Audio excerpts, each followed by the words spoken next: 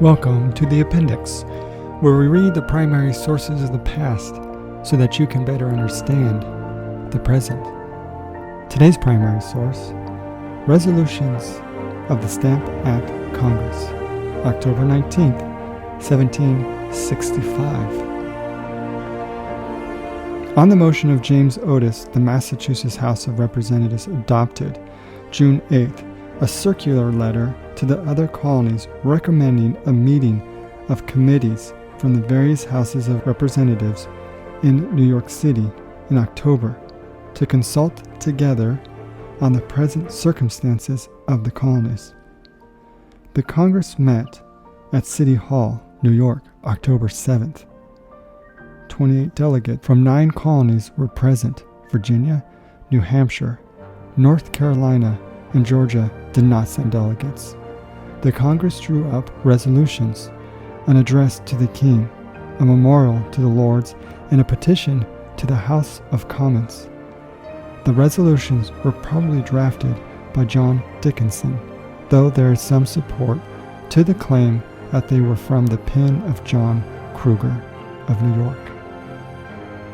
The members of this Congress, sincerely devoted with the warmest sentiments of affection and duty to His Majesty's person and government, inviolably attached to the present happy establishment of the Protestant succession, and with minds deeply impressed by a sense of the present and impending misfortune of the British colonies on this continent, have considered as maturely as time will permit the circumstances of the said colonies, esteem it our indispensable duty to make the following declarations of our humble opinion respecting the most essential rights and liberties of the colonists, and of the grievances under which they labor by reason of several late acts of Parliament.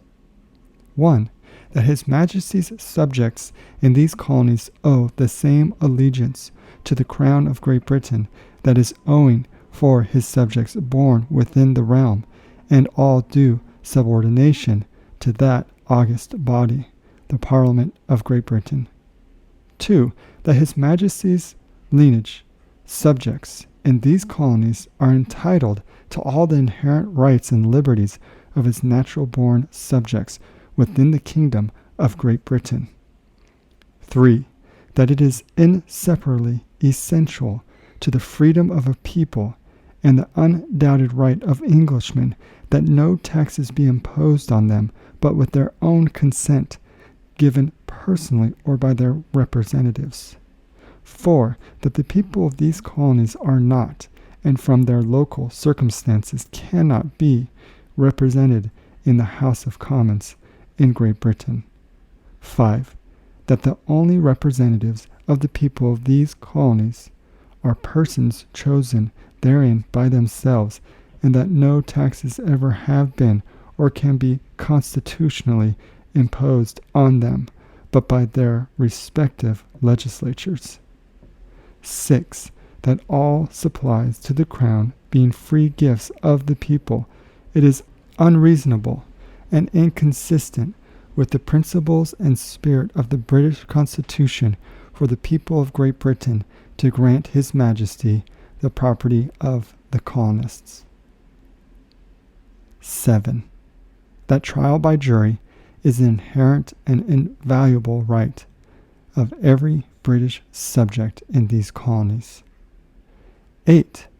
That the late Act of Parliament, entitled An Act for the Granting and Applying Certain Stamp Duties and Other Duties in the British Colonies and Plantations in America, etc., by imposing taxes on the inhabitants of these colonies, and the said acts, and several other acts, by extending the jurisdiction of the courts of admiralty beyond its ancient limits, have a manifest tendency to subvert the rights and liberties of the colonists. 9. That the duties imposed by several late acts of Parliament from the particular circumstances of these colonies will be extremely burdensome and grievous, and from the scarcity of species, the payment of them absolutely impracticable. 10. that as the profits of the trade of these colonies ultimately center in Great Britain to pay for the manufactures which they are obliged to take from thence, they eventually contribute very largely to all supplies granted there to the Crown. 11. That the restrictions imposed by several late acts of Parliament on the trade of these colonies will render them unable to purchase the manufactures of Great Britain. 12. That the increased prosperity and happiness of these colonies depends on the full and free enjoyments of their rights and liberties, and an intercourse with Great Britain mutually affectionate and advantageous. 13. That it is the right of the British subjects in these colonies to petition the King or either House of Parliament. Lastly, that it is the indispensable duty of these colonies, to the best of sovereigns, to the mother country, and to themselves, to endeavor by a loyal and dutiful address to His Majesty, and humble applications to both Houses of Parliament, to procure the repeal of the Act for granting and applying certain stamp duties, of all clauses of any other Acts of Parliament, whereby the jurisdiction of the Admiralty is extended as aforesaid, and of the other late acts for the restriction of American commerce. Thank you for joining us for our primary source today on the appendix. We will see you in the stacks.